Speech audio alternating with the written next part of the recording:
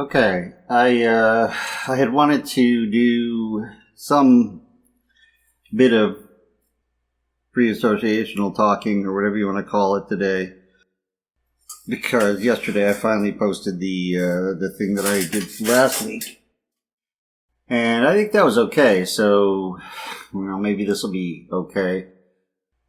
It's hard because I think of things to talk about while in transit a lot of times, especially when I get to the point where I'm too bored with my music playlists to want to listen to them again, which is saying a lot, because when I like something, I can go over it over and over and over again and do it over and over and over again. One thing I had been thinking of gabbing about for just a few minutes is the notion of things that are effectively just so stories. Just so stories are like, I think it was Kipling or somebody similar who did that. I don't know, officially, if you will.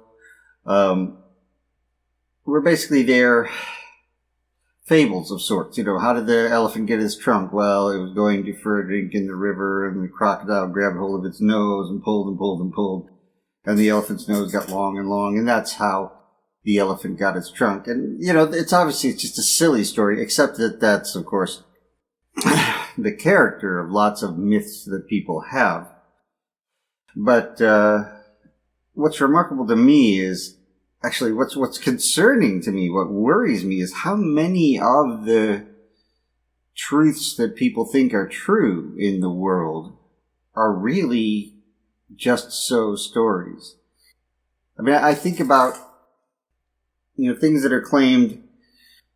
I mean, of course, in advertising, people are going to exaggerate. That's their job. It's marketing. They're going to try to talk up their products, and they're going to try to dissuade people from thinking of negative things or believing negative things because of up to the extent to which they can get away with it without, frankly, being misleading to the extent of causing harm and therefore being liable in some way. The legal system attempts to protect people from that degree of dishonesty, though the legal system itself is dishonest. But that's another subject entirely. But for instance, many of the things you will read on, like natural health websites and things along those lines, exercise-based information, things along those lines, stuff that people will say with confidence is the case. And I so often find myself thinking, I wish I could think of a good example of it. Nothing's popping into my head. Maybe something will later, and I'll make an addendum.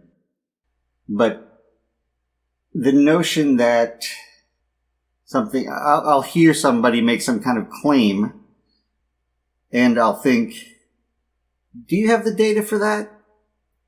I'd really like to see the actual, placebo-controlled, double-blind, randomized trial on that, or whatever might be the appropriate way to test a particular subject.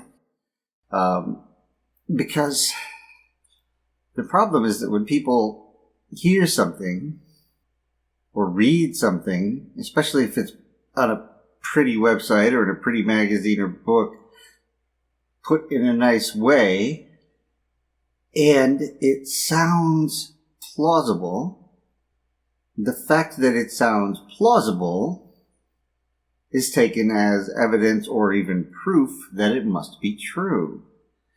When in fact, that's just the beginning of knowledge.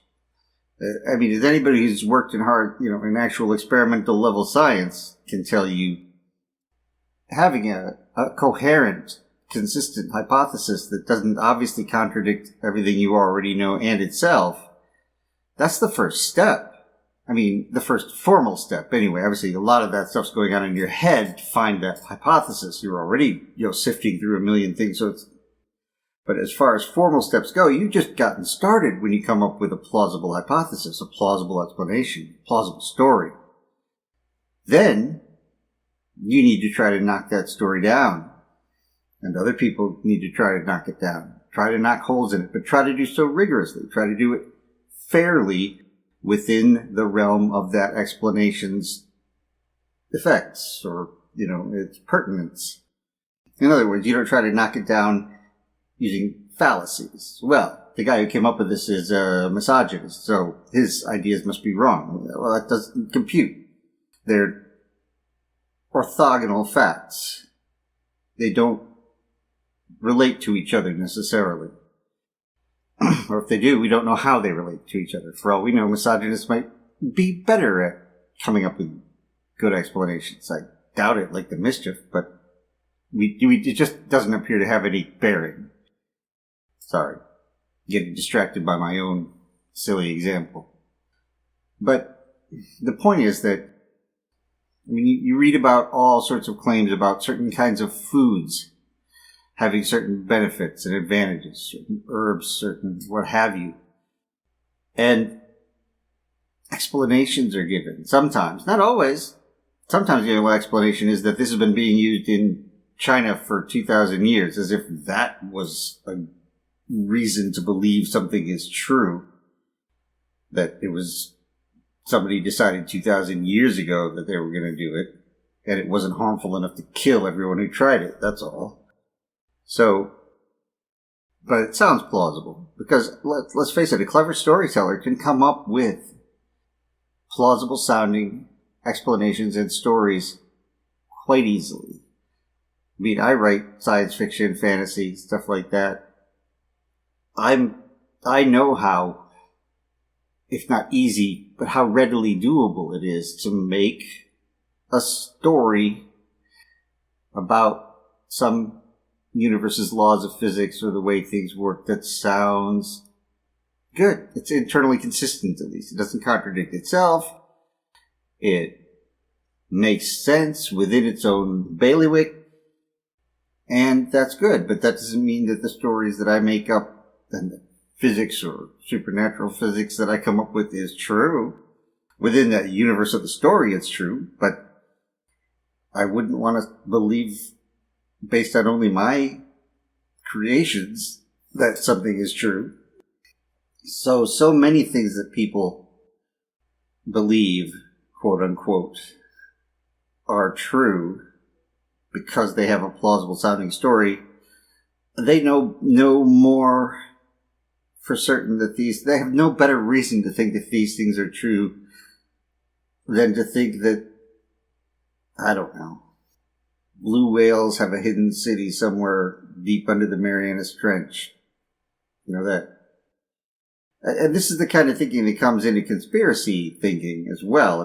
Conspiracy theorists can come up with stories that sound plausible in the sense that, yeah, that is within the possible realms of physics. That could, in principle, happen. I can conceive of it happening without any significant violation to the laws of physics as we know them, as I know them personally, whatever.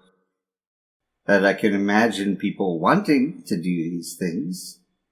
One can't always quite understand why, but again, these things are not exactly subjected to rigorous evaluation.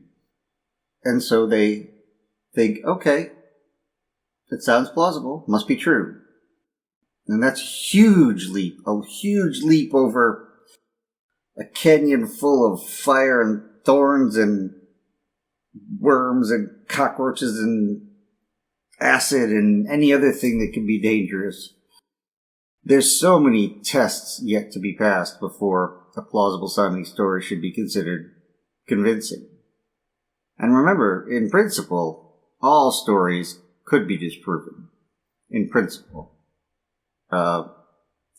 We know, for instance, gravity's real, obviously. What we call gravity, barring Descartes'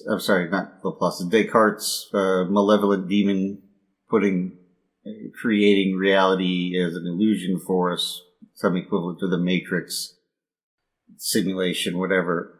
Gravity is real. as much as anything is. But we know that our best description of gravity, which is really, really good, and which hasn't been able to be, we haven't been able to find holes in it yet, although there are phenomena we don't understand completely. We know it's incorrect. We know that it doesn't mesh with quantum mechanics, which we also know is as good an explanation of the universe, at least as general relativity is. And so, and then at their heart, when they come together, they conflict. And so we know they're not true. So even these things, which are so well tested, are always subject to prodding. I read a recent book, I think it was called On Being Certain or Being Certain. I don't recall. I'll have to put a link or something like that in on the web page or the YouTube video that I make of this or whatever. But he talks about this feeling of certainty, the feeling of being right is an emotion. It's not a thought process.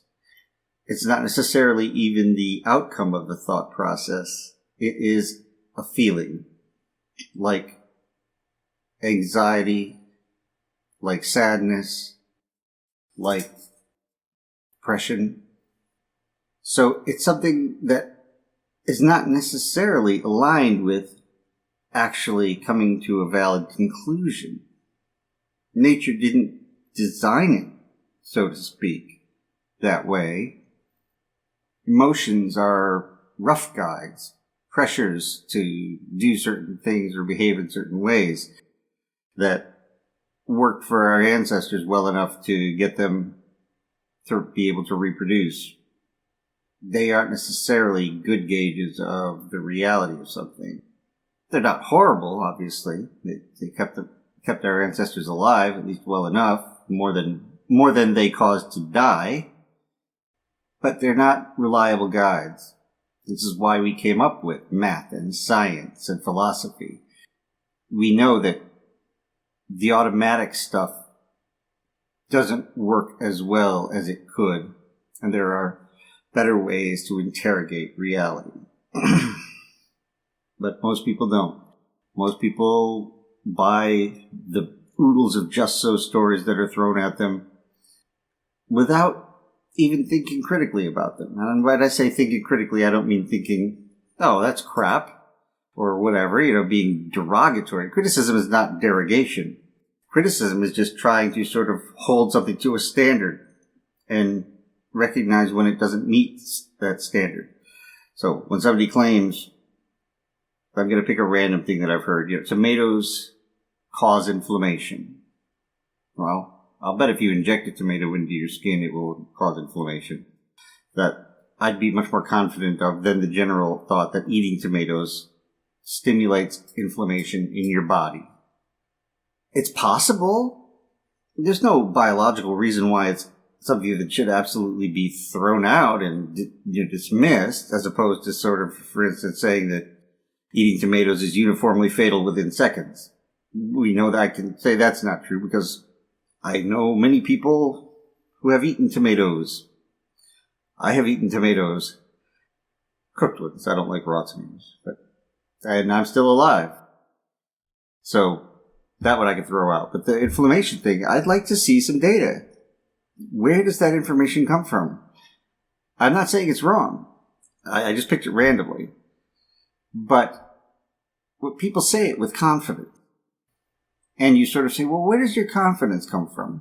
You're confident of that because you've looked at the studies, you've seen the actual trials that they put this through, the studies on animals, the studies on humans, the studies on and so forth, to look for markers of inflammation and how they change when people eat tomatoes versus not tomatoes, with everything else being held constant. If that's your reason for being confident, okay, fair enough. It still could be wrong, but it sounds like you have a good basis for confidence. But I'm darn near sure, I'm confident, but not as confident as the previous imaginary person, that most of the time people believe these things because somebody's come up with a plausible sounding story. Somebody says it as if they know. And they have some diploma up on the wall or have a shingle, or they read an impressive seeming website And so people buy it. The person themselves might buy it, and that makes it all the more convincing, obviously. I wish it were harder to convince people of things being true than it is. It would be very different for consumer products. It would be very for politics. The trouble is that when people are motivated to think a certain way because thinking another way is inconvenient or forces them to reevaluate themselves or their worldview or whatever, they're likely to believe even weak, just so stories. I made air quotes there, quote unquote, just so stories that help them think the way they want to, instead of actually trying to interrogate reality rigorously, including interrogating themselves rigorously. If anyone has any thoughts about how we might get better at this, I'd love to hear them in the YouTube comments and the comments on my website, whatever. I sometimes think we should try to encourage only people with Asperger's to breed and discourage everybody else from it. But that's just a thought plucked out of thin air.